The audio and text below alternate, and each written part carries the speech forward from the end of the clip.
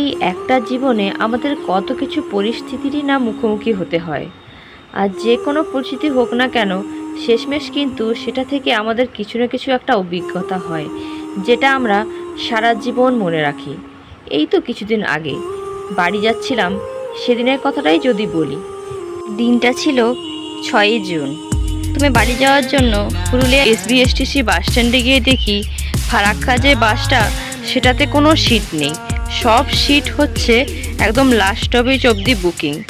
কিন্তু কি করা যায়, এই বাসটা যদি না ধরি তাহলে একদম বাস আছে 9টা 40-এ, আর সেই বাসটা ধরলে আমার বাড়ি পৌঁছতে বিকেল হয়ে যাবে। তো কিছু করার নেই, কিছু না ভেবে বাসটাতে চেপেই গেলাম। হুড়া পর্যন্ত প্রায় দাঁড়িয়েই এলাম। এরপর বাসের যে কন্ডাক্টর, উনি আমাকে জিজ্ঞেস করলেন কোথায় যাবেন।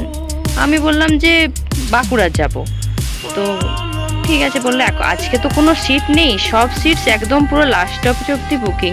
আমি হ্যাঁ শুনেছি, কিন্তু কিছু করার নেই, বাড়ি যেতে হবে, আর এই বাস ছাড়া আমার উপায় নেই। দেন কিছুক্ষণ পর উনি আমাকে ডেকে ভিড়ের মধ্যেখানেই বললেন আসুন আমার সিটটাতে বসুন, আর কিছুক্ষণ পর আমি আবার আসছি, তখন আমাকে দেবেন। তখন আমি কিছু না ভেবে ওনাকে জাস্ট থ্যাংক ইউ বলে আমি সিটটাতে বসে গেলাম। কি বলুন, পুরুলিয়া থেকে বাঁকুড়া যাওয়াটা আমার পক্ষে একটু কষ্টদায়কই ছিল, কেননা কি আমি নাইট করে তারপর আমি বাস ধরেছিলাম, তাহলে একটু জেনেও কিন্তু আমি চেপে গিয়েছিলাম। তো যাই হোক, এভাবে কন্ডাক্টরের সিটটাতে বাঁকুড়া পৌঁছে গেলাম। বাঁকুড়া পৌঁছে সাথে সাথেই আবার সারেঙ্গার বাস পেয়ে গেছি। এটাতে কোনো অসুবিধা হয়নি, সিটও পেয়ে গেছি। দেন ভালোভাবে একদম পুরো রাস্তাটা যাচ্ছিলাম। ও বাবা, আবার ঠিক তালডাংরার কাছে এসে গেল দুটো চাকায় বাস্ট হয়ে দুদিকের। কিছুক্ষণের মধ্যে কিছু সময়ের জন্য পুরো বাস একদম কালো ধোঁয়ায় অন্ধকার হয়ে গেছিলো।